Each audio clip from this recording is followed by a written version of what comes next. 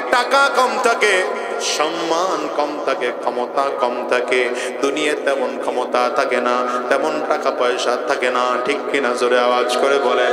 যেমন নবীজির সাহাবী আবু বকর সিদ্দিক রাদিয়াল্লাহু আনহু, ওমর ফারুক রাদিয়াল্লাহু আনহু, উসমান বিন আফফান রাদিয়াল্লাহু আনহু, দুনিয়াতে এদের তেমন সম্মান নাই, কিন্তু আল্লাহর কাছে এই মানুষদের এত দাম, গোটা দুনিয়া মানুষের কাছে এই দাম পাওয়া যাবে না। রাসূলুল্লাহ সাল্লাল্লাহু আলাইহি ওয়াসাল্লাম বলেন, হযরত বিলাল হাবশী রাদিয়াল্লাহু আনহুকে ডেকে বলেন, এরে বিলাল, কিয়ামতের ময়দানে আমি নবীকে ডাকাবে জান্নাতের গেটটা খুলে দেওয়ার জন্য, কারণ আমি নবীর হাতে জান্নাতের গেটের চাবি কাঠি থাকবে। পয়গম্বর বলেন, আমি আমার হাতের চাবিটা দিয়ে যখন জান্নাতের গেটটা খুলে দেব, আমার আগে কোন নবীরা জান্নাতে ঢোকার পারমিশন পাবে না। সবার আগে আমি নবী মুহাম্মদুর রাসূলুল্লাহ সাল্লাল্লাহু আলাইহি ওয়াসাল্লাম জান্নাতের মধ্যে ঢুকব। আমার পরে সব নবীরা জান্নাতের মধ্যে ঢুকবে। পয়গম্বর ডেকে বলেন, নবীদের জান্নাতে যাওয়ার সিরিয়াল যখন শেষ হয়ে যাবে, এরপরে অন্যান্য নবীর উম্মতেরা জান্নাতে যাওয়ার আগে আগে আমার নবী মুহাম্মদুর রাসূলুল্লাহ সাল্লাল্লাহু আলাইহি ওয়াসাল্লামের উম্মতেরা জান্নাতে যাবে। কিন্তু পয়গম্বর বলেন, সবার আগে আমি নবী যেই সাওয়ারিতে আরোহণ করে জান্নাতের মধ্যে ঢুকব, সেই সাওয়ারির লাগাম ধরে ধরে তুমি বিলাল আমার আগে জান্নাতে যাইবা। হযরত বিলাল কালো মানুষ, এক তো নিজেও গোলাম, বাবা গোলাম, দাদা হযরত বিলালের গোলাম, কিন্তু আমার নবীর কাছে এই গোলাম এমন এমন এমন দাম হযরত বিলালের। পয়গম্বর বলেন, আমি নবী যেই সাওয়ারিতে আরোহণ করে জান্নাতে ঢুকবো, সেই সাওয়ারির লাগাম ধরে ধরে তুমি আমার আগে জান্নাতে যাইবা। এই দুনিয়ার মুসলমানেরা, পয়গম্বর আরবি সাহাবায়ে কেরামদের সামনে দাঁড়ায় একদিন বলেন, ইন্নী আ'রাফু রাজুলান বিইসমিহি ওয়া বিইসমি আবিহি ওয়া উম্মিহি লা ইয়াতি বাবান মিন আবওয়াবিল জান্নাহ ফায়ুকালু লাহু মারহাবান মারহাবা। পয়গম্বর বলেন, আমি এমন একজন লোকের নাম জানি, তার বাবার নামটাও জানি, তার মায়ের নামটাও জানি, বংশ পরিচয় আমি নবী ভালো করে জানি। এই লোকটা যখন কিয়ামতের ময়দানে জান্নাতের গেট দিয়ে ঢুকতে থাকবে, জান্নাতের 8টা দরজা একসাথে খুলে ফেরেশতারা লাল গালিচা বিছাইয়া কাতার করে দাঁড়ায় যাবে। আল্লাহর বান্দা যখন জান্নাতের গেট দিয়ে ঢুকতে থাকবে, ফেরেশতারা মারহাবা মারহাবা বলে নিমন্ত্রণ জানাবে। সাহাবায়ে কেরাম অপেক্ষায় আছেন, কেমন দামি মানুষ, আমরা একটু তার নামটা জানতে চাই। নবী আমার তার নাম বলেন না। পয়গম্বর আরবের সামনে দাঁড়ায়া হযরত সালমান ফারিসি রাদিয়াল্লাহু আনহু বললেন, পয়গম্বর এমন দামি মানুষটাকে আমরা একটু তার নামটা জানতে চাই। নবী আমার ডেকে বলেন, নামটা জানতে চাও? তাইলে জেনে নাও, লোকটার কেউ নয়, লোকটা আমার সাহাবী আবু বকর। আল্লাহু আকবার, জোরে বলেন। ফজরের নামাজের পরে একবার সাহাবায়ে কেরামদের সামনে দাঁড়াইয়া নবী আমার ডেকে বলেন, ইন্নী রাআইতু কসরান ফি নাওমি। এ সাহাবীরা, আমি আজকের রাতে স্বপ্নের মধ্যে একটা দামি বিল্ডিং দেখলাম। দামি বিল্ডিংটা 4টা দেওয়াল দিয়ে তৈরি করা হয়েছে। এর মধ্যে একটা দেওয়াল জবরদস্ত পাথর দিয়ে তৈরি করা, একটা দেওয়াল ইয়াকুত পাথর দিয়ে তৈরি করা, একটা দেওয়াল স্বর্ণ দিয়ে তৈরি করা, একটা দেওয়াল মণিমুক্তা দিয়ে তৈরি করা। নবী আমার বলেন, এই দেওয়ালগুলো তৈরি করতে গিয়ে মাঝখানে কোনো বালু আর সিমেন্ট ব্যবহার করা হয় নাই, মাঝখানে ব্যবহার করা হয়েছে মিশক আর আম্বর। নিচের ফ্লোরটা বানানো হয়েছে জাফরান দিয়া। নবী আমার বলেন, এত দামি বিল্ডিং দেখে জিজ্ঞাসা করলাম, লিমান হাদা, এত সুন্দর ঘরটা কার? একজন এসে বললেন, ফাতাম মিন কুরাইশ, এটা কুরাইশ বংশের একজন যুবকের। নবী আমার বলেন, জানান্তু ইন্নী মিন কুরাইশ ওয়া ইন্নাহু লি, আমি মনে মনে চিন্তা করলাম আমিও তো কুরাইশ বংশের একজন যুবক, তাইলে মনে হয় জান্নাতের বাড়িটা আমার জন্য বরাদ্দ করা। পয়গম্বর বলেন চিন্তা করে এক কদম দুই কদম সামনে বাড়াইলাম, হঠাৎ করে আল্লাহর ফেরেশতা এসে সামনে দাঁড়ায় বললেন, পয়গম্বর এই বাড়িটা আপনার নয়, এ বাড়ি আপনার সাহাবী ওমরের। নবী আমার ডেকে বলেন, ওসমান ইন্না লিকুল্লি নাবিয়্যিন রাফীকুন ফিল জান্নাহ ওয়া আনতা রাফীকি ফিল জান্নাহ। আরে ওসমান, আমার আল্লাহ তাআলা জান্নাতের মধ্যে সব নবীদেরকে একজন সাথী দেবেন, সঙ্গী দেবেন, বন্ধু দেবেন। জান্নাতের মধ্যে আমি নবীজির সাথী সঙ্গী যে হবে সে আর কেউ নয়, সেই হবে তুমি ওসমান। নবীজি ডেকে বলেন, আরে আলী, জান্নাতের মধ্যে আমার বাড়িটা যেখানে হবে, আমার বাড়ির বরাবর সামনেই হবে তোমার বাড়ি। হযরত আলী রাদিয়াল্লাহু আনহু বলেন, পয়গম্বর আমার বাড়িটা আপনার বাড়ির সামনে হবে না পেছনে হবে, আমার সেটা জানার বেশি প্রয়োজন না, আমার বেশি জানার দরকার নবীজি। ও পয়গম্বর গো, আমার দুনিয়ায় থাকা অবস্থায় যখন দিলটা খারাপ হয়ে যায়, আপনার সুন্দর চেহারার দিকে তাকাইলে আমার দিলটা ভালো হয়ে যায়। আমি জানতে চাই জান্নাতে যাওয়ার পরে আমার যখন আপনাকে দেখতে মনে চাইবে এমন কোন সুযোগ আছে নি চাইলে আপনারে দেখা যাবে? নবী আমার ডেকে বলেন, আলী রে, জান্নাতের মধ্যে আল্লাহ তাআলা তোমার বাড়িটাকে এমন সুন্দর করে সেটিং আর ফিটিং করে দিবে, জানালার পর্দাগুলো সরাইবা, দরজার পর্দাগুলো সরাইবা, সরায় দিতে দেরি হয়, আমি নবীর চেহারা দেখতে দেরি হবে না। এ দুনিয়ার যুবক, একটা বারের জন্য সব মিলাও। আমার নবীর সাহাবী দুনিয়াতে তেমন পাওয়ারফুল ছিল না, তেমন সম্পদওয়ালাও ছিল না, কিন্তু দেখো তো দুনিয়াতে থাকা অবস্থায় আমার নবীর জবানে জান্নাতের সার্টিফিকেট পেয়েছে।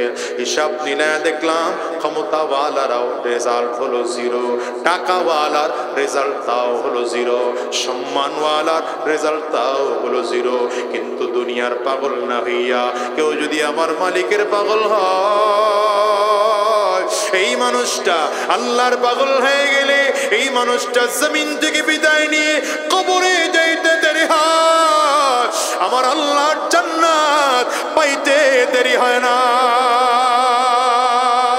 তাইলে আওয়াজ করে বলো, আল্লাহর পাগল যারা, এরা জিরো না হিরো? জোরে বলো, জিরো না হিরো? এই জন্য আপনাদেরকেও বলে যাব, পাগল যদি হতেই হয় কার পাগল হব? জোরে বলেন।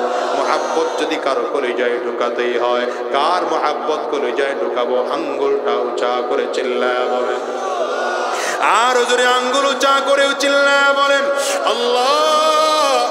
আরো জোরে আওয়াজ দিয়ে বলো আল্লাহ। কলিজার মধ্যে দুনিয়ার মোহাব্বত বাদ দিয়ে দাও, কলিজার মধ্যে আল্লাহর মোহাব্বত করে যায় ঢোকাও। এই জন্য রব বারবার করে ডেকে বলেন, ওয়াল্লাযীনা আমানু আশাদ্দু হুব্বান লিল্লাহ। ঈমানদার কে জানো? আমার আল্লাহ তাআলা বলেন, ঈমানদারেরা আমি আল্লাহকে দুনিয়ার সব থেকে বেশি ভালোবাসি। ওদিকে রাহমাতুল লিল আলামিন বলেন, লা ইউমিনু আহাদুকুম হাত্তা আকুনা আহাব্বা ইলাইহি মিন ওয়ালিদিহি ওয়া ওয়ালাদিহি ওয়ান নাসি আজমাইন। নবী আমার ডেকে বলেন, দুনিয়ার মানুষ শোনো, ঈমানদার যদি হতে হয় তাইলে তোমার বাবার চেয়ে, তোমার মায়ের চেয়ে, তোমার সন্তানের চেয়ে, তোমার পরিবারের চেয়ে, ভিন্ন হাদিসে বলেন এমনকি তোমার নিজের জীবনের চেয়ে আমি নবীকে বেশি ভালোবাসো। এই দুইটা কলিজার মধ্যে যদি মোহাব্বত ঢুকাইতে পারো, এক মোহাব্বত হলো আমার আল্লাহ পাকের মোহাব্বত, দ্বিতীয় মোহাব্বত আমার নবীর মোহাব্বত, দুই মোহাব্বত কলিজায় ঢুকায় যদি বিদায় নিতে পারো, তোমার থেকে দামি মানুষ আল্লাহর জমিনে আর কেউ না। বলো কলিজার মধ্যে এক নম্বর মোহাব্বত থাকবে কার? জোরে চিল্লায়া বলো কার? দ্বিতীয় নম্বর কলিজায় মোহাব্বত থাকবে আমার নবীর। হ্যাঁ দুনিয়ার টাকা পয়সা দরকার নাই, না হলেও অসুবিধা নাই, ক্ষমতা নাই না হলেও অসুবিধা নাই, কলিজায় যদি আমার নবীর মহাব্বত থাকে, আমার আল্লাহ পাকের মহাব্বত থাকে, আর কিছুই লাগে না। ওই যে তাকায় দেখো না সাহাবায়ে কেরামদের অবস্থা কেমন। মেরাজে যেদিন আমার নবী রওনা করলেন, হিজরতের রাতে যেদিন রওনা করলেন, আবু বকর সিদ্দিক রাদিয়াল্লাহু আনহু আমার নবীর একবার ডানে হাঁটে, আরেকবার বামে হাঁটে, আরেকবার সামনের দিকে আগায়, আবার পেছন দিকে আগায়, এমনি করে করে আবার নবীর ডানে বামে সামনে পেছনে পেছনে ঘুরতেছে। রাহমাতুল লিল আলামিন আবু বকর সিদ্দিক রাদিয়াল্লাহু আনহুকে বারবার করে ডেকে বলেন, এই আবু বকর, একবার তুমি ডানে যাও, একবার তুমি বামে যাও, আবার সামনে যাও, আবার দৌড়ায় পেছন দিকে যাও কেন? আবু বকর সিদ্দিক বলেন, নবী আমার মনে বড় ভয়, কাফির মুশরিকরা আপনারে জমিন থেকে বিদায় করার জন্য চারিদিক থেকে হা করে তাকায় আছে, কোন দিক থেকে যেন আক্রমণ করে ফেলে।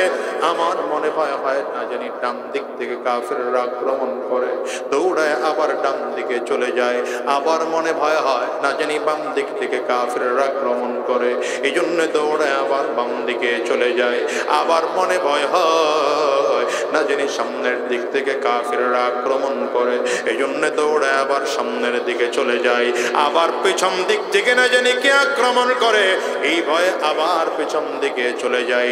আমার আবু বকর সিদ্দিক রাদিয়াল্লাহু আনহু বলেন, আমার মনের চিন্তা হলো যদি কোনো কাফিররা আক্রমণ করে তীর মারে, তীর যেন আমি আবু বকরের গায়ে লাগে, আপনি নবীর যেন কোনো ক্ষতি না হয়। এর নাম মুহাব্বত, এর নাম আশিক। দেখো তো নবীজি যখন জমিন থেকে বিদায়, আমার নবীকে দাফন করা হয়ে গেল, ফজরের নামাজের সময় হযরত বিলাল হাবশী রাদিয়াল্লাহু আনহু নামাজের মধ্যে আসলেন। আবু বকর সিদ্দিক রাদিয়াল্লাহু আনহু দাঁড়ায় ইমামতির মুসাল্লায় নামাজ পড়ায় দিলেন। নামাজ শেষ করে পেছন দিকে ফিরতে দেরি হয়, হযরত বিলাল হাবশী আস্তে করে হাত বাড়ায় দিলেন, ভাই আবু বকর, সফরের সামান রেডি করে ফেলেছি, অনুমতি দেন, আর মদিনায় থাকবো না, মদিনা ছেড়ে চলে যাব। হযরত আবু বকর সিদ্দিক রাদিয়াল্লাহু আনহু বলেন, কিরে বিলাল, কেন মদিনা ছেড়ে যাইবা? অভাব কি তোমার বলো? সাহাবায়ে কেরাম বারবার করে ডেকে বলেন, বিলাল রে, সমস্যা কি তোমার বলো? হযরত ওমর ফারুক ডেকে বলেন, বিলাল রে, নবী নাই এমনিতেই কলিজাটা ফাঁকা ফাঁকা লাগে, তবে তোমার কণ্ঠের আওয়াজ শুনলে অন্তত মদিনায় মসজিদে নববীতে আমার নবীর নিয়োগ প্রাপ্ত মুয়াজ্জিনের আযান শুনতে পাই, দিলে অন্তত এতটুকু সান্ত্বনা দেওয়া যায়। হযরত উসমান ডেকে বলে, ভাই, হয়তো নবীজির কাছ থেকে সম্পদ নিয়ে নিয়ে চলতা, আজকে নবী নাই, কার কাছ থেকে সম্পদ নিয়ে নিয়ে চলবা? এই জন্য বুঝি মদিনা ছেড়ে যাও। তুমি যদি বলো আমার সম্পদ থেকে তোমার এক কিছু সম্পদের মালিক বানায় দেব। আবু বকর সিদ্দিক বলেন, বিলাল রে, তুমি তো মসজিদে নববীর মুয়াজ্জিন, যদি তুমি বলো মসজিদে নববীর মুয়াজ্জিন হিসেবে বাইতুল মাল থেকে ভাতা নির্ধারণ করে দেব। আবু বকর সিদ্দিক রাদিয়াল্লাহু আনহুর প্রস্তাব শুনে হযরত বিলাল চোখের পানিগুলো ফেলে ফেলে কান্না করেন, আর ডেকে বলেন, ভাই, আমি কেন মদিনা ছেড়ে যাইতে চাই জানো? আজকে আমার নবী মদিনায় নাই। আমার নবী যতদিন মদিনায় ছিলেন, আমি আমার নবীর সামনে সামনে চলতাম, আমার নবীর জন্য পাহাড়িয়া রাস্তা থেকে পাথরগুলো সরায়া সরায়া নবীর জন্য রাস্তা তৈরি করে দিতাম, কাঁটাগুলো সরাইয়া সরাইয়া আমার নবীর জন্য রাস্তা তৈরি করে দিতাম। আজকে নবী নাই তো কার জন্য রাস্তা দিয়া কাঁটা সরাইব? আমি যখন দূর থেকে তাকায় দেখতাম নবীজি আমার কাছে আসতেছে, মসজিদে নববীর দরজার সামনে দাঁড়ায় যাইতাম, নবীজি দরজাটার সামনে এসে জুতা মোবারক খুলে আমার নবী মসজিদের মধ্যে ঢুকবে, আমি আমার নবীর জুতা দুইটা বুকের সাথে লাগায়া একটু নিজের সান্ত্বনা দেব। আজকে নবী নাই, কার জন্য আমার বুকের মধ্যে লাগাও। এই জন্য আমি আর থাকবো না। সাহাবায়ে কেরাম ডেকে বলে, বিলাল তুমি একাই কি নবীরে ভালোবাসো? আমরা কি ভালোবাসি না? হযরত বিলাল ডেকে বলেন, না তোমরাও ভালোবাসো, আমিও ভালোবাসি, কিন্তু হয়তো তোমরা আমার নবীর রওজার দিকে তাকাইলে সহ্য করতে পারো। আমি যখন আমার নবীর রওজার দিকে তাকাই,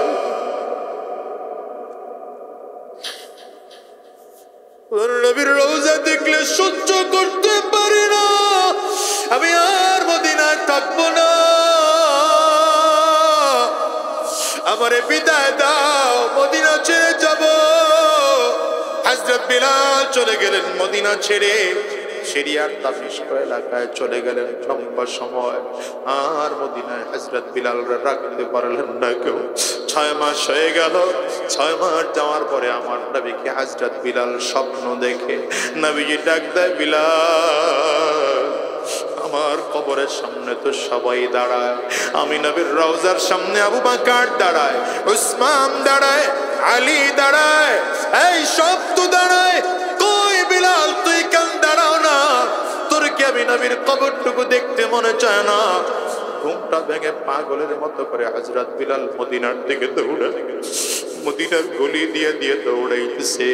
মাসুম বাচ্চাগুলো হযরত বিলাল দৌড়ানো দেখে চিল্লায় চিল্লায় কান্না করে, আর মায়ের কাছে গিয়ে ডাক দেয়, মা চলো, মনে হয় নবীজি 2-1 দিনের মধ্যে মদিনায় আসবে। বাচ্চাদের মায়েরা ডেকে বলে, কেন? দেখেছি বিলাল ফিরে আসছে। মাগো, নবী যাওয়ার পরে তো বিলাল চলে গিয়েছিল, বিলাল ফিরে আসছে, তার মানে আমার নবীজিও বুঝে 2-1 দিনের মধ্যে ফিরে আসবে। হযরত বিলাল এসে আমার নবীর রওজার পাশে দাঁড়ায় দাঁড়ায় ডাকে, পয়গম্বর গোলাম রে ডাক দিয়েছেন, গোলাম তো এসে আপনার রওজার পাশে হাসি। গোলাম রে ডেকেছিল, গোলাম এসে হাসি। সাহাবায়ে কেরাম সব এসে ভিড় করেছে, বিলাল কতদিন হয়ে গেল তোমার কণ্ঠে আজান শুনি না, একটু কি আজান দিয়ে আমাদেরকে শোনাইবা? হযরত বিলাল ডাক দেন, না আমারে আজান দিতে হইল না, আগে আজান দিলে তো আমার নবীজি ইমামতি করতে, এখন আজান দিলে তো আর আমার নবী ইমামতি করবেন না, এমন আজান আমি বিলাল দিতে পারবো না। হযরত বিলাল বারবার করে না করলে 2 ভাই এসে হাসান আর হুসাইন রাদিয়াল্লাহু আনহুমা দৌড়ায় এসে হযরত বিলালের জামার আস্তিন ধরে ধরে টানে আর বলে, নানার মুয়াজ্জিন কতদিন হয়ে গেল তোমার কণ্ঠে আজান শুনি না, একটু কি আজান দিয়ে আমারে শোনাইবা? 2 ভাইয়ের কণ্ঠের আওয়াজ শুনে হযরত বিলাল কান্না বন্ধ করে দিয়ে তাকায় দেখে 2 ভাইয়ের চেহারার সাথে মনে হয় যেন আমার নবীর চেহারার একটা মিল খুঁজে পাওয়া যায়। হযরত বিলাল আর কোনো কথা না বলে আজান দেওয়ার জন্য দাঁড়াইলেন। আল্লাহু আকবার, আল্লাহু আকবার, আশহাদু আল্লা ইলাহা ইল্লাল্লাহ। আজানের শব্দ শুনে মদিনার সব মানুষগুলো দৌড়ায় মসজিদে চলে আসছে।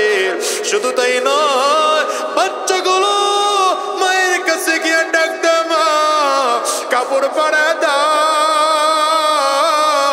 নতুন করে জামা পরায় দাও।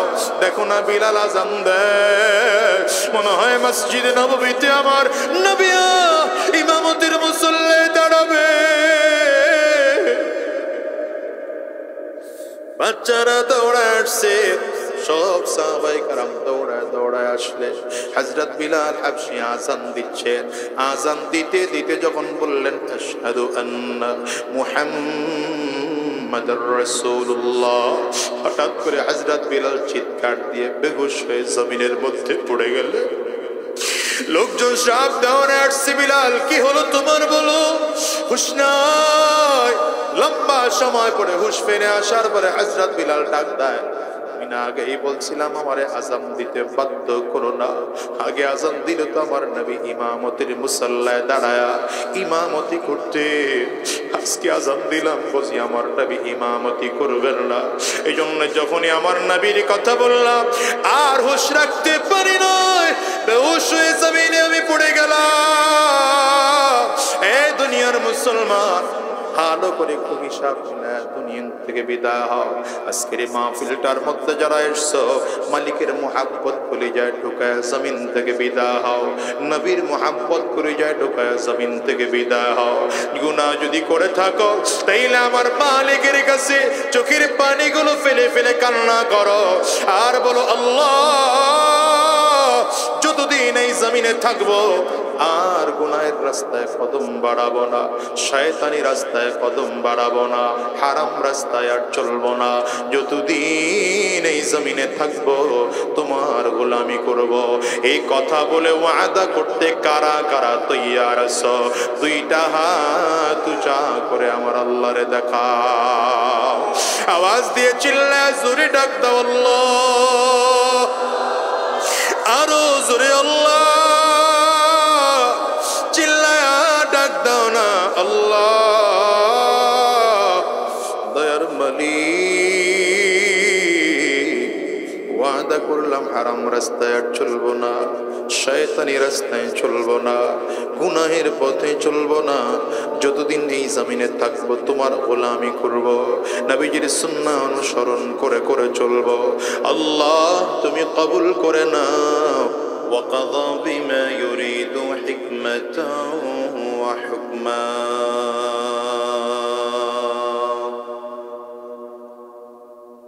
وأنعم بالنعم ابتلاء وامتحانا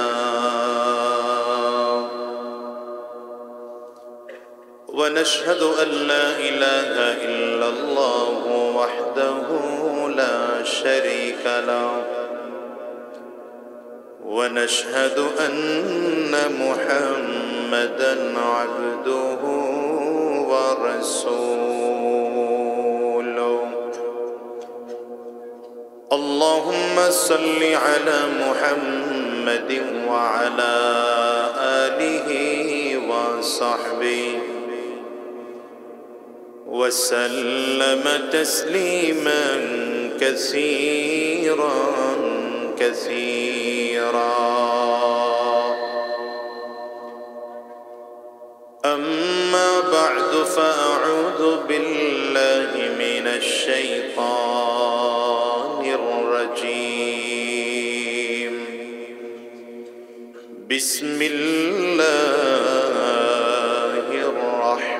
الرحمن الرحيم. والذين آمنوا أشد حبا لله.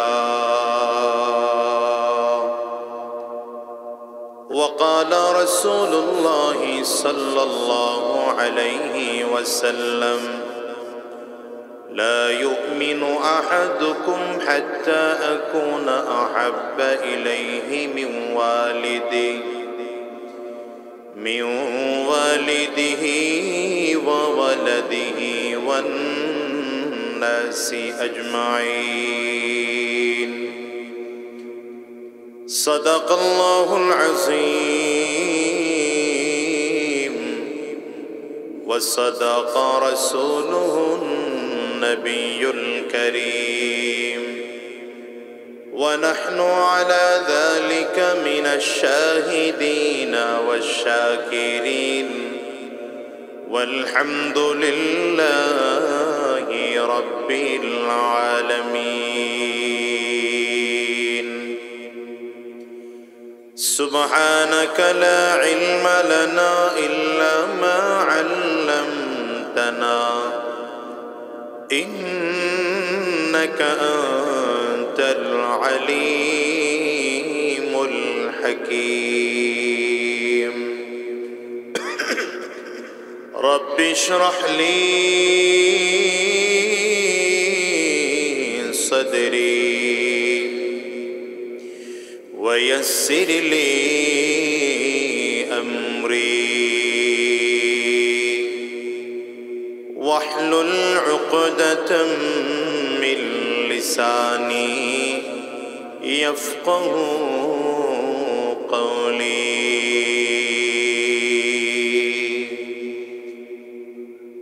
يا من يجيب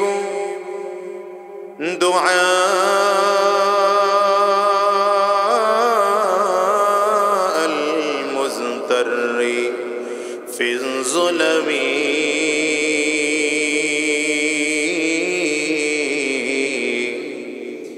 يا كاشف الضر والبلوى مع السقم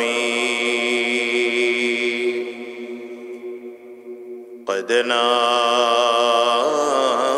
وفدك حول البيت وانتبهوا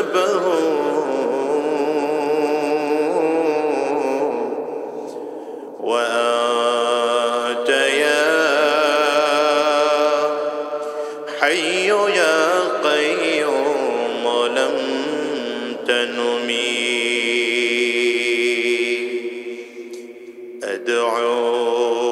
أدعوك ربي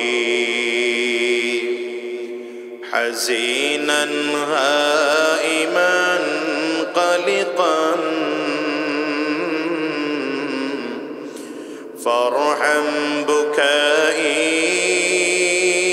بكائي بحق البيت والحرم ألا إن في الجسد لمضغة ألا إن في الجسد لمضغة إذا صلحت صلح الجسد كله وإذا فسدت فسد الجسد كله ألا وهي القلب পয়গম্বর বলেন তোমাদের প্রত্যেকের শরীরের মধ্যে একটা গোশতের টুকরা আছে এই গোশতের টুকরাটা যখন ভালো হয়ে যায় পুরো মানুষটাই তখন ভালো হয়ে যায় গোশতের টুকরাটা যখন খারাপ হয় পয়গম্বর বলেন পুরো মানুষটাই তখন খারাপ হয়ে যায় নবী আমার ডেকে বলেন এই গোশতের টুকরার নামটা কি জানো নবীজি ডেকে বলেন ওই গোশতের টুকরার নাম হলো কলব আলা ওয়াহিয়াল কলব ওই গোশতের টুকরাটার নাম হলো কলব তার মানে কারো কলব যদি ভালো থাকে তার ব্রেন ভালো চিন্তা চেতনা ভালো কারো কলব যদি ভালো থাকে তার চোখটাও ভালো কারো কলব যদি ভালো থাকে তার কান ভালো কারো কলব যদি ভালো থাকে তার জবান ভালো কারো কলব যদি ভালো থাকে তার হাত ভালো কারো কলব যদি ভালো থাকে তার পা ভালো আর যদি কারো কলব ভালো না তার গোটা বডির কোনো অঙ্গই তার ভালো না তবে আল্লাহ তাআলা জন্মগতভাবে বান্দার কলবটাকে নষ্ট করে বানায় না আল্লাহ তাআলা কলবটাকে পরিষ্কার করে বানান রাসূলুল্লাহ সাল্লাল্লাহু আলাইহি ওয়াসাল্লাম বলেন কিন্তু জমিনে আসার পরে বান্দা যখনই গুনাহ করতে শুরু করে দেয় ইদা আযনাবাল আবদ নুকিতাত ফি কলবিহি নুকতাতান সাউদা নবীজি বলেন বান্দা যখন গুনাহ করে বান্দার পরিষ্কার কলবের মধ্যে একটা কালো দাগ পড়ে যায় বান্দা একটা গুনাহ করেছে তো কলবের মধ্যে একটা কালো দাগ পড়ে গেল আবার গুনাহ করেছে তো আবার কালো দাগ পড়ে গেল আবার গুনাহ করেছে বান্দার কলবের মধ্যে আবার কালো দাগ পড়ে গেল এমন করে গুনাহ করে করে করে করে পরিষ্কার কলবটা একটা সময় কালো হয়ে যায় এই কালো কলবটা ময়লা হয়ে যায় জং ধরে যায় কালো কলবের মধ্যে কোনোদিনও দ্বীনের কাজ ভালো লাগে না এই কালো কলবওয়ালার মধ্যে কোনোদিনও নামাজ ভালো লাগে না ময়লা কলবওয়ালার কাছে দ্বীনের মাহফিল ভালো লাগে না ময়লা কলবওয়ালার কাছে ইসলামের কথাবার্তা ভালো লাগে না ময়লা কলবওয়ালার কাছে এই দেশটাও নিরাপদ না জাতিও নিরাপদ না আলেমও নিরাপদ না গোটা জাতি অনিরাপদ চিল্লায়া বলেন ঠিক কিনা এই যে বাংলাদেশের এত বছর ধরে যারা রাষ্ট্রীয় ক্ষমতায় ছিল ক্ষমতা পাইয়া দেশের টাকা যারা ঠিক বলেন নাই তাদের কাছে মনে হয় ঠিক না কথাটা রাষ্ট্রীয় টাকা পাচার করছে না করে নাই স্ক্যান করলো, এই বাংলাদেশের রিজার্ভ ফান্ড যেই পরিমাণ, তার থেকে অনেক বেশি টাকা তারা শুধু পাচার করেছে। ঠিক কিনা বলো? কারণটা কোথায়?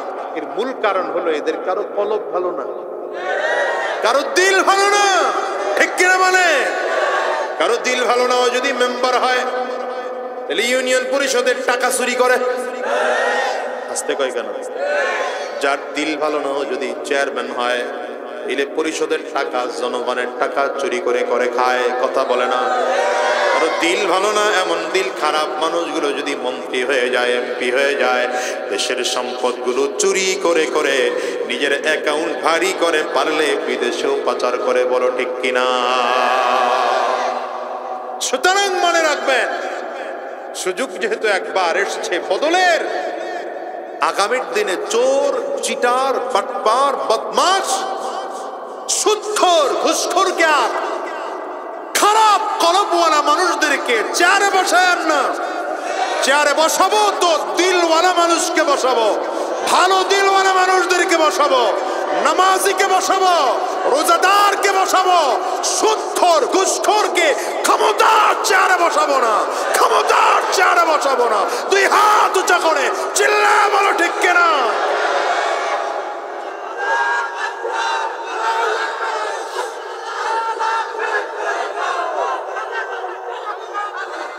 হ্যাঁ মুসলমান, ভালো করে মনে রাখবেন, আপনার সিলমোহর ভিন্ন হতে পারে, থাকুক না। আপনার দল ভিন্ন হতে পারে, থাকুক। দেশ আমাদের সবার। কথা বলেন? দেশ আমাদের, ইসলাম আমাদের সবার, আল্লাহ আমাদের সবার, নবী আমাদের সবার। ঠিক কিনা বলো? সুতরাং যারা দেশের দুশ্মন, মানবতার দুশ্মন, ইসলামের দুশ্মন, আল্লাহর দুশ্মন, নবীর দুশ্মন, এমন লোকদের হাতে ক্ষমতা ছেড়ে দেওয়া যাবে না। ঠিক কিনা বলো?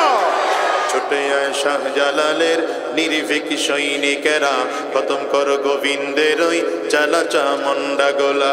ছুটে আয় শাহজালালের নির্ভীক সৈনিকেরা, খতম কর গোবিন্দের ওই চালা চামুন্ডা গোলা।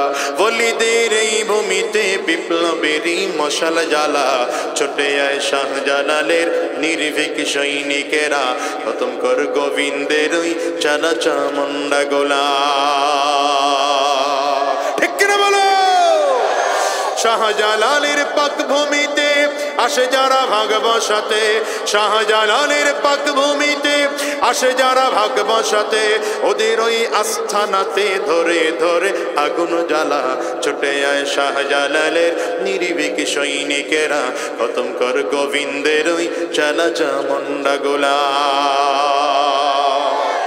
তবে ভালো মানুষরাই ভালো মানুষকে ক্ষমতায় বসায়, খারাপ মানুষরা খারাপদের ক্ষমতায় বসায়। কারণ 500 টাকা খাইয়া যারা ডানের ভোট বামে নেয়, আকুরা তাকাই রয়েছেন, কথা বলেন না কেন? 500 টাকার নোট পেয়ে যারা সত্য মিথ্যা মিশ্রণ করে ফেলে, টাকার লোভ সামলাইতে পারে না, ওই ভোটারের কলবও কিন্তু ভালো না। হ্যাঁ, ওই ভোটারের দিল কি ঠিক না? ঠিক বলে? ভোটারের দিল ভালো থাকলে নেতার দিল অটোমেটিক ভালো হয়। আর যদি ভোটারের সাথে ছল ছাতুরি করে, তাইলে এমন আন্দোলন তৈরি করা যায় যে দুপুরের খানা শখ করে পাকাইলেও খাইয়া যাওয়ার সুযোগ হয় না। জিকিরে 1 নম্বর লাভ। বান্দার গুনাহের কারণে কলবের মধ্যে কি পড়ে যায়? দাগ পড়ে যায়, ময়লা ধরে যায়, জং ধরে যায়, মরিচা পড়ে যায়। এবার নবীজি নিজেই ডেকে বলেন, লিকুল্লি শাইইন সিকালা ওয়া সিকালাতুল কুলুবি যিকরুল্লাহ। পয়গম্বর বলেন, প্রত্যেকটা জিনিস পরিষ্কার করার একটা যন্ত্র আছে। ঠিক তেমন কলবের মধ্যেও যখন ময়লা ধরে যায়, জং ধরে যায়, কলবের ময়লা বা জং পরিষ্কার করার যন্ত্র হলো আমার মাওলা পাকের জিকির।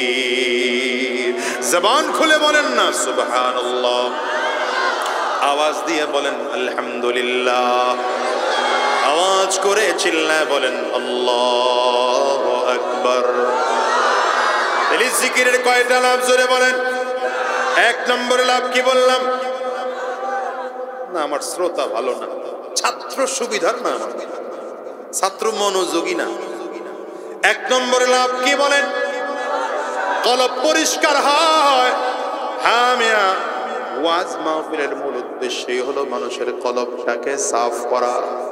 ওয়াজ মাহফিল কেন? হাক্কানি পীর মাশায়েখদের খানকার মেহনত গুলো কেন? জুমার দিনে জুমার খতিব সাহেবের বয়ান কেন? এর মূল কারণ হলো পুরো মানুষগুলোর দিলকে পরিষ্কার করে দেওয়া। কারণ আমাদের চাহিদা হলো চৌকিদার থেকে আরম্ভ করে এদেশের ডিসিএসপি পর্যন্ত প্রত্যেকের দিল যেন ভালো হয়ে যায়।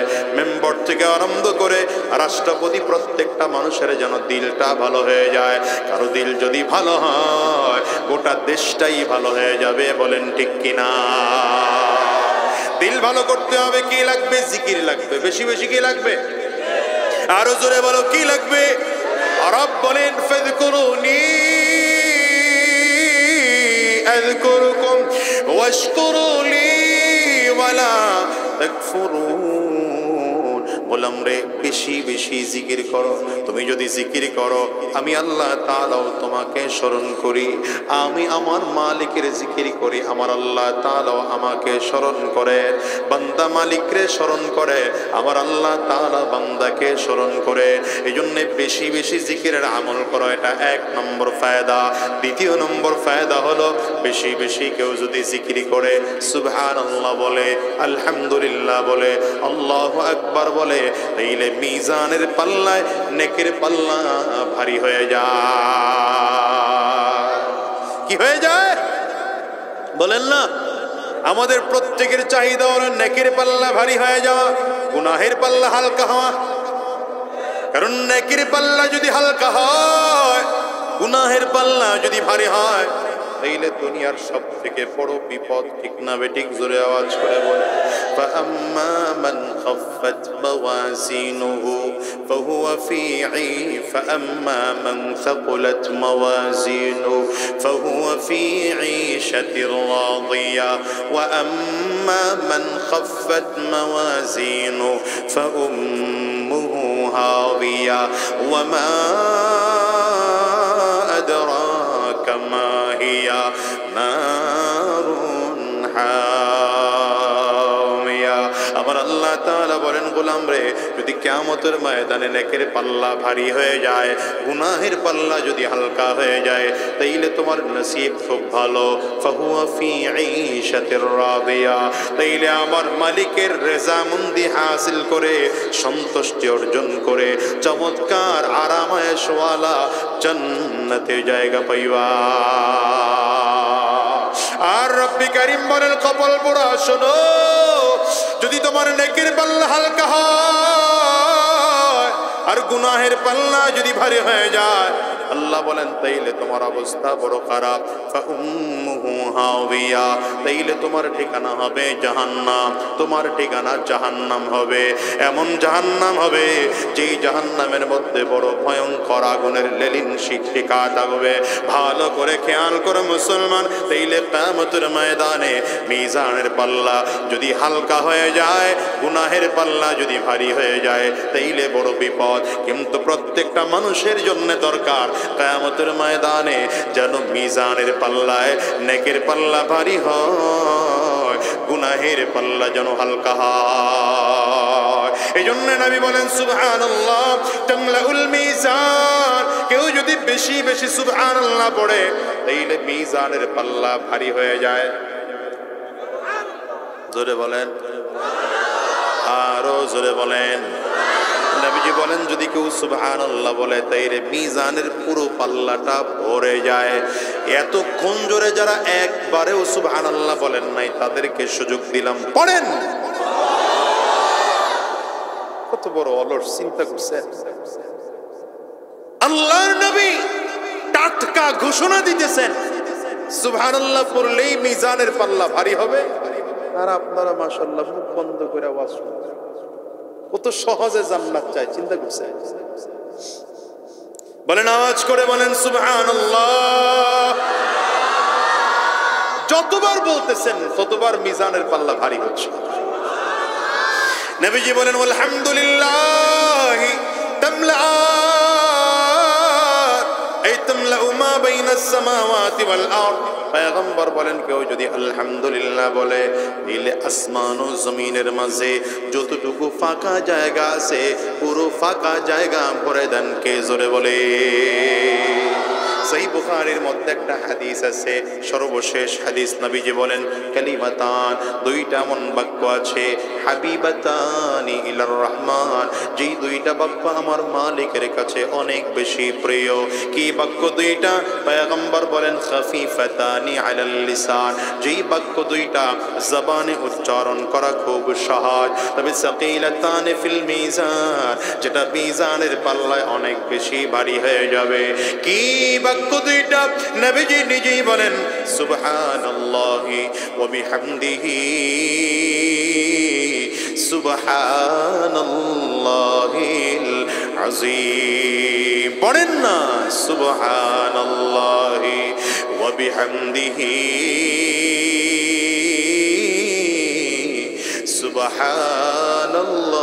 সুবহানাল্লাহিল আযীম। আবার পড়েন সুবহানাল্লাহি ওয়া বিহামদিহি,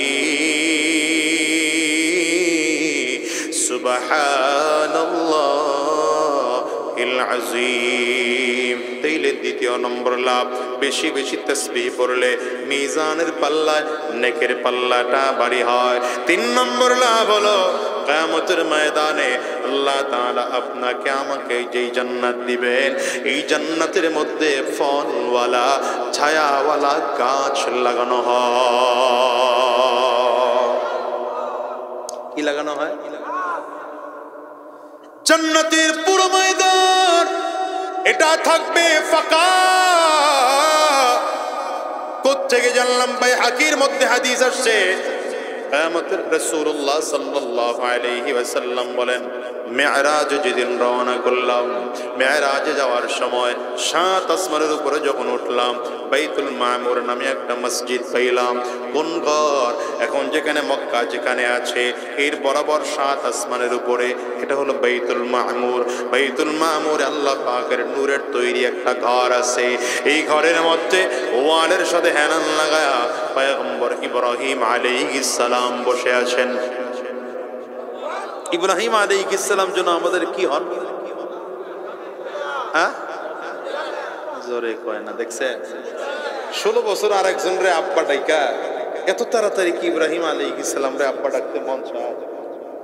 হ্যাঁ, আল্লাহ তাআলা কোরআনে বলেন মিল্লাতা আবিকুম ইব্রাহিম ওয়া সাম্মাকুমুল মুসলিমিন।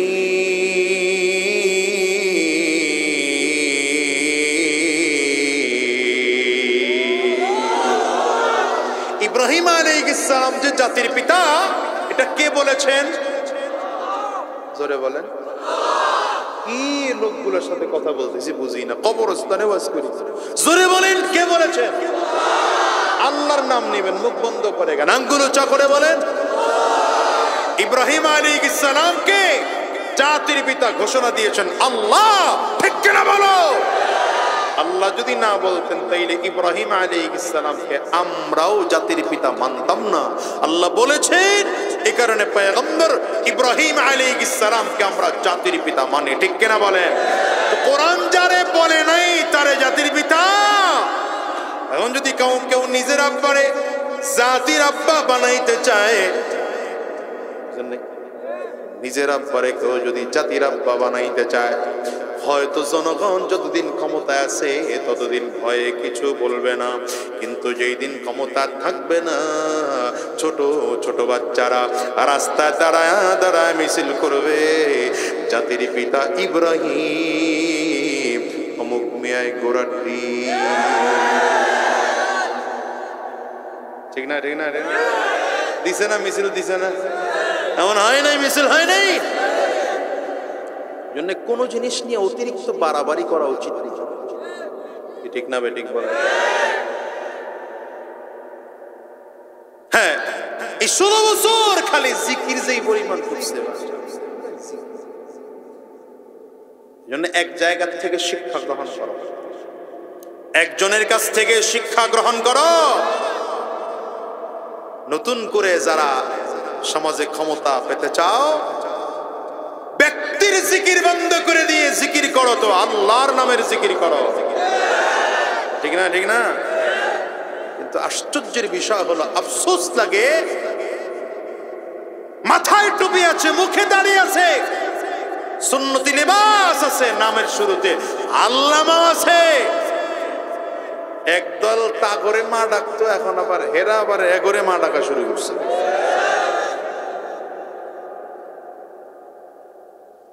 কি কথা বল নাকি? যারে তারে যেমন বাপ ডাকা যায় না, যারে তারে যেমন মাও ডাকা যায় না। মা ডাকার আগে, আব্বা ডাকার আগে 1000 বার চিন্তা করতে হয়, 1000 বার চিন্তা করতে হয়, এটা কেনা বলো? আরে সাধারণ মানুষ যা বলার বলবে, তাতে কিছু আসে যায় না। কারণ যার ইলম নাই, জ্ঞান নাই, তার ইলম না থাকার কারণে যা মনে চায় তা বলতে পারে, কিন্তু একজন আলেম যা মনে চায় তা বলতে পারে না। একজন আলেমের মধ্যে কোরআন ও সুন্নাহর জ্ঞান আছে, তার কথা বলার আগে চিন্তা করা দরকার, কথা বলার আগে 1000 বার চিন্তা করা দরকার, আমার কথা যেন জাতির কাছে ঘৃণার কারণ না হয়, ঠিক কিনা বলো? উলামায়ে কেরামদেরকে আজকে এক শ্রেণীর মানুষ হাসির পাত্র বানায় ফেলে। জাতির সরতাজ ছিল উলামায়ে কেরাম, আর এরা এখন দালাল বানায় ফেলাইতেছে, জায়গায় জায়গায় দালাল বানায় ফেলাইতেছে। সুতরাং এদের থেকেও সাবধান থাকতে হবে, বলেন না কেন? দুষ্ট গরুর থেকে শূন্য গোয়াল অনেক।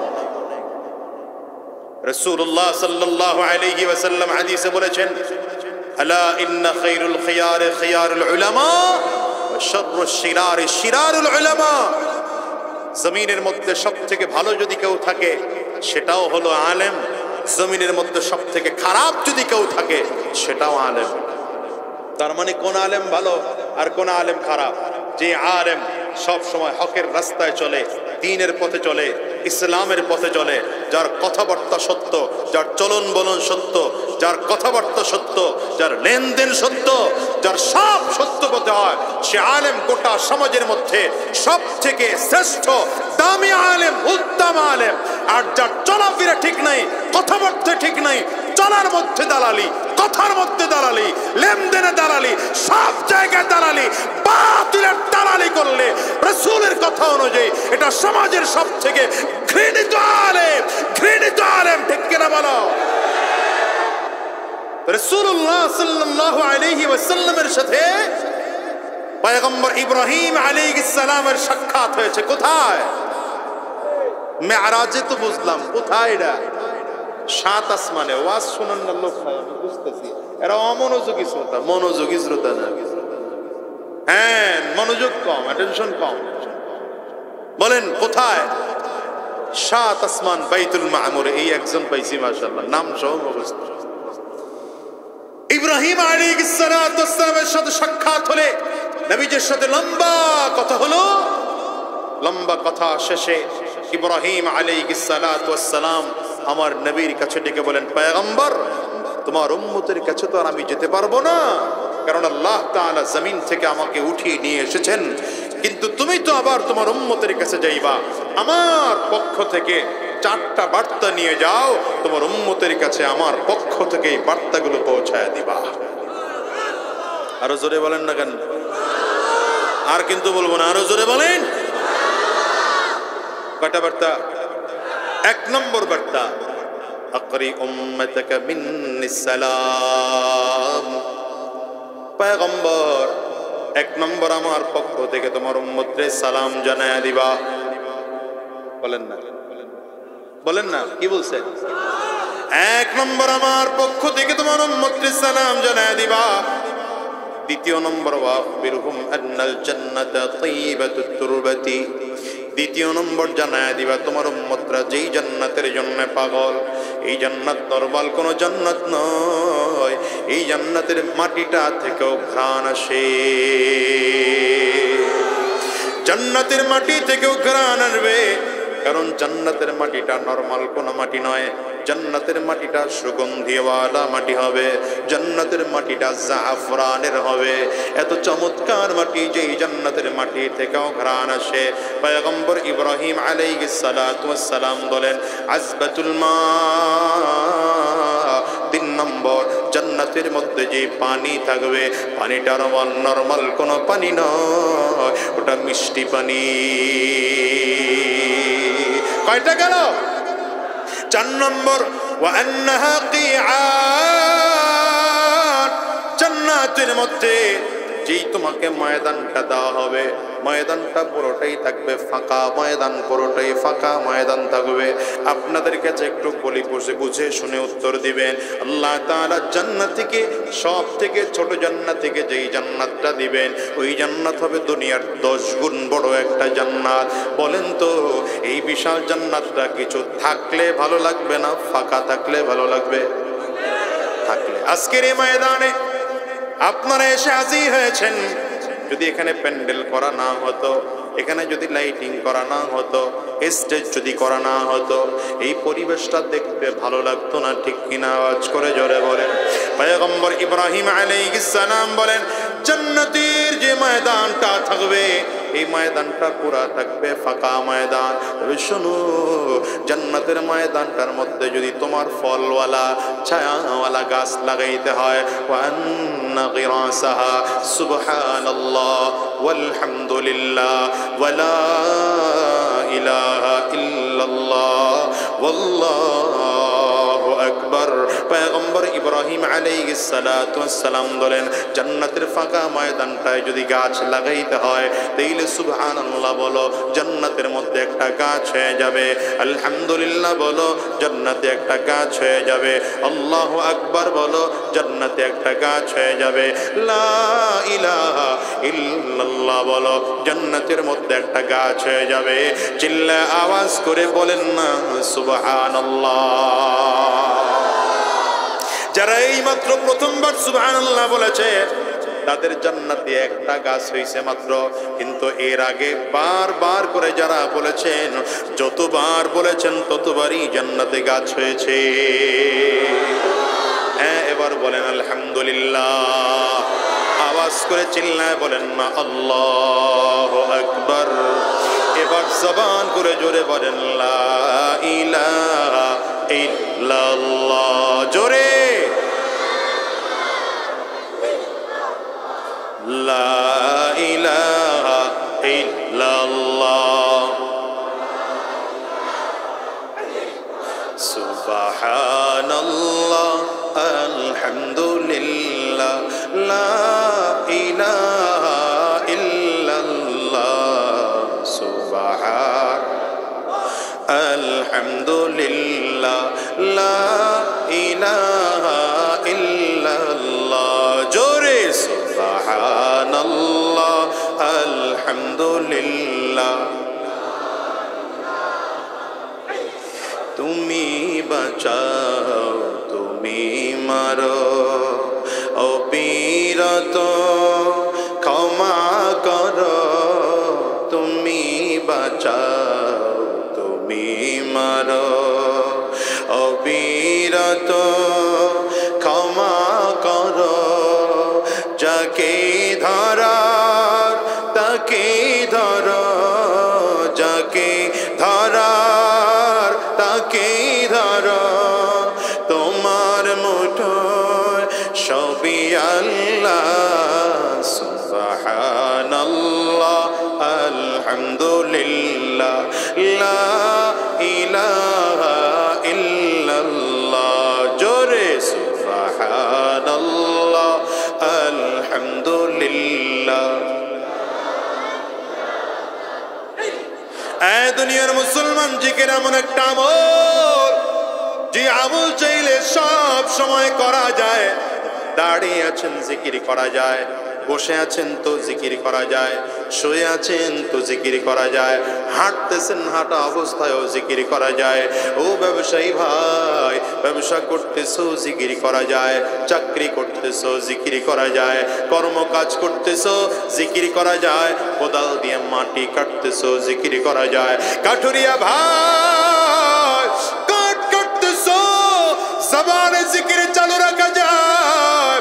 আমি এই জন্য বলি, আজকেও তোমাদেরকে বলে যাই, দোকানদার ভাই যারা আছেন জবানে জিকির চালু রাখবেন, হাতে হাতের কাজ করতে থাকবে, পায়ে পায়ের কাজ করতে থাকবে। আপনি দোকানের কাজ করতেছেন, হাত দিয়ে কাজ করতেছেন, জবানে মালিকের নামের জিকির চালু রাখেন। পায়ে পায়ের কাজ করতেছেন, জবানে মালিকের নামের জিকির চালু রাখেন। দেখেন না রাস্তার পাশে দাঁড়ায় কত রিক্সাওয়ালা মানুষ এই জমিনের মধ্যে আছে, যেই রিক্সাওয়ালারা রাস্তায় চলতেছে মাথার থেকে পাগড়ি টান নামায় না, জবানে জিকির বন্ধ হয় না। কত সিএনজি ওয়ালা ড্রাইভাররাও তাকায় তাকায় দেখলাম। এই দুনিয়াতে এমন কিছু মানুষ আছে, এরা গোটা জিন্দেগিটার সব সময় আমার মালিকের নামের জিকির চালু রাখে। এই জন্য পর্দার আড়ালের মা বোনদেরকেও বলে যাব, ও মা, যখন রান্না করতে যাইবা জবানে মালিকের নামের জিকির চালু রাখবা। আমাদের দেশের মা বোনেরা অধিকাংশই ওযু ছাড়া রান্না করতে যায়। প্রশ্ন করতে পারেন, হুজুর রান্না করতে গেলেও কি ওযু লাগে নাকি? হ্যাঁ হ্যাঁ, রান্না করতে গেলে ওযু লাগে। আমি আমার মাকে বলবো, মা এতদিন ধরে রান্না করেছো, জীবনে কোনোদিন ওযু করো নাই, আগামীকাল থেকে যখন রান্না করতে যাইবা আগে ওযু করে পাক আর পবিত্র হয়ে নিবা, এরপরে পবিত্র একটা কাপড় পরিধান করবা। এরপরে যখন তরকারিগুলো বটির মধ্যে দিয়ে কাটতেছ, জবানে মালিকের নামের জিকির চালু রাখো। এই খানাগুলো তরকারিগুলো কড়াইয়ের মধ্যে দিয়ে চামচ দিয়ে নাড়তেছ, জবানে আমার মালিকের নামের জিকির চালু রাখো। ও মা, খানাগুলো নিয়ে নিয়ে স্বামীরে বেড়ে বেড়ে দাও, সন্তান রে খানা খাও, জবানে আমার মালিকের নামের জিকির চালু রাখো। এমন করে করে যদি তুমি তোমার খানাটা রান্না করতে পারো, পবিত্র অবস্থায় যদি রান্না করতে পারো, জিকির যদি চালু রাখতে পারো, আমি আমার কথা বলি না, উলামায়ে কেরামদের মতামত শোনা যায়, তোমার খানা রান্না খাওয়ার পরে তোমার স্বামী তোমার সন্তানটা যুগের ওলি হওয়ার সম্ভাবনা আছে। এই জন্য সব সময় মালিকের নামের জিকির চালু রাখো, হাতে হাতের কাজ করতে থাকো, পায়ে পায়ের কাজ করতে থাকো, জবানে আমার মালিকের নামের জিকির চালু রাখো। হাতে করবে হাতের কাম, পায়ে করবে পায়ের কাম, বলো না, হাতে করবে হাতের কাম, পায়ে করবে পায়ের কাম, জবানে তুমি জারি রাখো, জবানে তুমি, জবানে তুমি জারি রাখো, আমার মালিক আল্লাহর আল্লাহ, লা ইলাহা ইল্লাল্লাহ, লা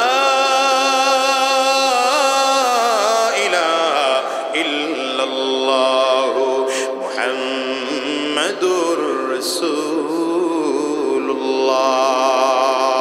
তাইলে এতক্ষণ ধরে বোঝাইলাম বাবা, যখনই ওয়াজ মাহফিলে যাইবা, যখনই সুযোগ পাইবা, বেশি বেশি সুবহানাল্লাহ বলো, বেশি বেশি আলহামদুলিল্লাহ বলো, বেশি বেশি আল্লাহু আকবার বলো, বেশি বেশি লা ইলাহা ইল্লাল্লাহ বলো। পারবো তো ইনশাআল্লাহ? এবার আসেন, আমি যে আয়াতে কারিমা তিলাওয়াত করেছি, রব্বে করিম বলেন, ওয়াল্লাযীনা আমানু আশাদ্দু হুব্বাল লিল্লাহ। আমার আল্লাহ বলেন, দুনিয়ার মানুষেরা যারা ঈমানদার তারা আমি আল্লাহকে সব থেকে বেশি ভালোবাসে। এই খেয়াল করে দেখবেন, গোটা দুনিয়ার মধ্যে মানুষ হলো দুই ধরনের, একদল হলো আল্লাহর পাগল, আর একদল হলো দুনিয়ার পাগল। ঠিক কিনা জোরে বলো? যারা দুনিয়ার পাগল, এরা টাকার পেছনে দৌড়ায়, ক্ষমতার পেছনে দৌড়ায়, সম্মানের পেছনে দৌড়ায়, মর্যাদার পেছনে দৌড়ায়। এ দুনিয়ার মুসলমান, দুনিয়ার যত দুনিয়াদার টাকার পেছনে দৌড়াক না কেন, এই টাকা যতদিন দুনিয়া আছেন ততদিন থাকবে, ক্ষমতার দুনিয়ায় যতদিন আছেন ততদিন থাকবে, পাওয়ার দুনিয়ায় যতদিন আছে ততদিন থাকবে, গাড়ি আর বাড়ি দুনিয়ায় যতদিন আছে ততদিন থাকবে। দুনিয়ার থেকে বিদায় নিলাম, টাকাও থাকবে না, ক্ষমতাও থাকবে না, সম্মানও থাকবে না। জোরে বলো ঠিক কিনা? আমি তো উদাহরণ দিয়ে বলি বাবা, আপনাদের গ্রামের মধ্যে একজনের বাড়ি, এই মানুষটাকে আল্লাহ তাআলা তৌফিক দিলেন, নোয়াখালী এলাকার, আপনাদের এই জায়গার নাম কি? নোয়াখালী এলাকার মূল জায়গায় গিয়ে শহরের মধ্যে একটা বাড়ি করার সুযোগ তার হলো।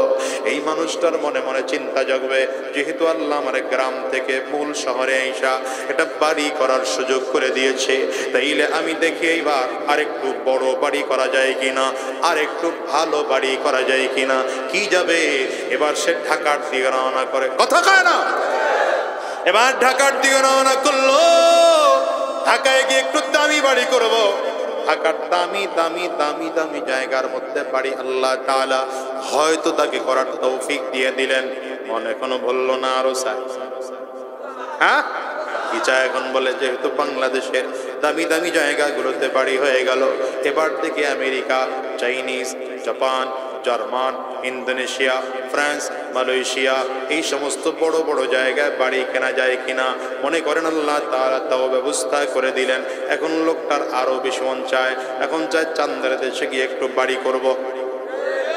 ঠিক না বেঠিক? জোরে আওয়াজ করে বলেন। এত বিশাল বিশাল টাকাওয়ালা আল্লাহ তোমারে বানায় দিল, এত সম্পদওয়ালা আল্লাহ তাআলা তোমারে বানায় দিলেন। বলেন তো এই বিশাল সম্পদওয়ালা জমিন থেকে বিদায় হবে না, চিরজীবন জমিনে থাকবে? আজরাইল তার কাছে আসবে না? হ্যাঁ, আজরাইল আসার পরে যদি বলে 5 কোটি টাকা ঘুষ দিয়ে দেব, কথা কয় না? হ্যাঁ, আল্লাহ, আজরাইল ঘুষ খায় তো? আস্তে কয় কেন? তাহলে ঘুষ না খাওয়া ফেরেশতাদের কাজ, আর ঘুষ খাওয়া ইবলিসের কাম। টাকাওয়ালা তার কাছে আজরাইল আসবে না? আসবে না?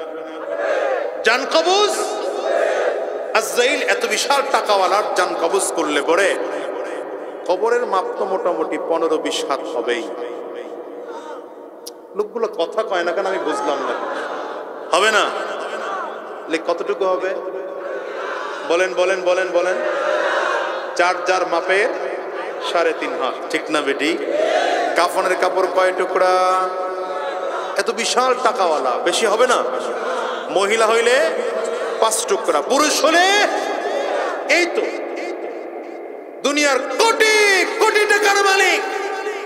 আমার এক উস্তাদ বলতেন, আল্লাহ যে মহিলা করে বাবার সম্পত্তি কম দিছেন, এই জন্য কাফনের কাপড় 2 টুকরা বাড়ায় দিয়া মহিলাদেরকে সান্ত্বনা দিচ্ছেন যে শান্ত থাক। এটা মূল যুক্তি না, এটা কথার কথা। এই তো পুরুষ হলে 3 টুকরা, মহিলা হলে সর্বোচ্চ 5 টুকরা পাইবা, এর বেশি নিয়ে যাওয়ার সুযোগ আছে? বলেন কোটি কোটি টাকার মালিক হয় লাভ হলো? কথা কন না ভাই। এত কোটি কোটি টাকার মালিক হয়ে লাভ হলো কি? রেজাল্ট তো জিরো। খালি হাতে রওনা দেওয়া লাগবে। বলেন কি হাতে রওনা দেওয়া লাগবে? জোরে বলেন, জোরে বলেন। যেতে হবে খালি হাতে, যেতে হবে খালি হাতে, সঙ্গে কিছুই যাবে না। 3.5 হাত জায়গা পাবে, পাবি না রে বিছানা। 3.5 হাত জায়গা পাবি, পাবি না রে বিছানা।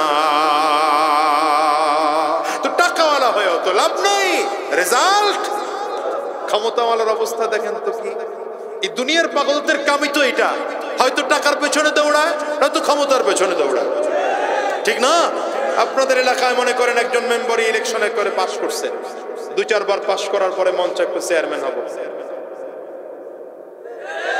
ইনামেটিক জোরে বলেন। হয়ে গেল, আল্লাহ তার চেয়ারম্যান বানায় দিলেন। মনের সব খাহেশ মিটছে না আরো চায়? কি চায়? মন চায় যে একটু যদি মানুষ আমার এমপি সাক্ষর ডাকতো।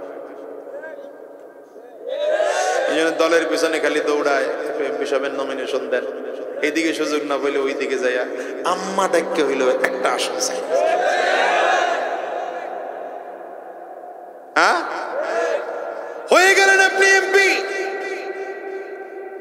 হয়ে গেলেন, বলেন তো মনের খাহেশ মিটছে না আরো চায়? কি চায়? কি চায়? কি চায়? মন্ত্রী হয়ে যাব, ঠিক না? ঠিক।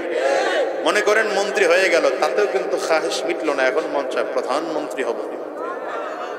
একবার হইলে মন চায় দ্বিতীয়বার যদি আরেকটা করতাম, দ্বিতীয়বার হইলে কয় তিনবার, তিনবার হইলে কয় চতুর্থবার, চারবারের বার দাঁড়ায় এমন এক অবস্থা যে শেষ পর্যন্ত জমিন দিয়ে হেঁটে যাওয়ার সুযোগ থাকে না, হেলিকপ্টার দিয়ে পালাতে হয়।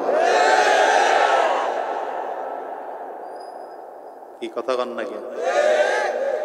মানে অপরাধ এই পরিমাণ করেছে, পবিত্র জমিন বলে আল্লাহ বলেন পবিত্র জমিনে তোর নাপাক কদম রাখার সুযোগ আমি দেব না। তোর ভাগতে হলে তুই যাবি দাদার বাড়ি আর মামার বাড়ি, যা, আকাশের উপরে দিয়ে যা, জমিনের উপর দিয়ে যাওয়ার সুযোগ না। এজন্য এটা শিক্ষা গ্রহণ করো, শিক্ষা গ্রহণ করো। জাতির প্রতি জুলুম করলে, অত্যাচার করলে জমিনও তাকে ক্ষমা করে না। ফেরাউনের দেখো না, আল্লাহ লাশ বানায় কাঠ ফালায় রাখে কাঠের মতো করে, পিটাইলেও কথা বলতে পারে না, মারলেও জবাব দিতে পারে না, প্রশ্ন করলে জবাব দেওয়ার ক্ষমতা ফেরাউনের নাই, ঠিক না? এই বিশাল ক্ষমতাবান হয়ে গেলেন, আজরাইল আপনার কাছে যাবে না? জান কবজ, জোরে বলেন, জান কবজ করবে, আজরাইলও যাবে। এই ক্ষমতাওয়ালা মানুষটা যদি মারা যায়, কবরের মাপ কয় হাত, কাফনের কাপড় কয় টুকরা? আল্লাহ বলল ওই মহিলা হইলে 5 টুকরা না? আচ্ছা আমি তো 5 টুকরা কইছি, আপনাদের ভাষাটা হলো 5 টুকরা, এমনি তো? তাইলে এর বেশি নেওয়ার সুযোগ। কিন্তু আরেক দল এই জমিনে আছে যারা ক্ষমতার পাগল না, টাকার পাগল না, সম্মানের পাগল না, গাড়ি বাড়ির পাগল না, এরা আমার মালিক আল্লাহর পাগল। আঙ্গুল উঁচা করে চিল্লায় বলো না কার পাগল? আরো জোরে বলো কার পাগল? আজকের ময়দানটার মধ্যে যতজন মানুষ আসছে, যদিও আপনার ঘরে আমি মাঝে মাঝে ধমক দেই, কিন্তু না, আসলে আপনারা আল্লাহ পাকের পাগল। এখানে দুনিয়ার কোনো পাগল আসে নাই। এখানে যারা বসে আছেন খালি ময়দানটার মধ্যে, উপরে দিয়ে শিশিরের ফোঁটাগুলো টপ টপ করে শরীরের মধ্যে পড়ে।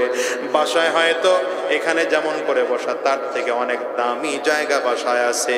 এখানে যেমন করে বসা আছে, বাসায় তার থেকে দামি সোফার ব্যবস্থা আছে।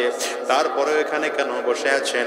বলে এখানে বসলে দুনিয়ার কোনো কিছুই পাওয়া যায় না, কিন্তু আমার মালিক পাওয়া যায়।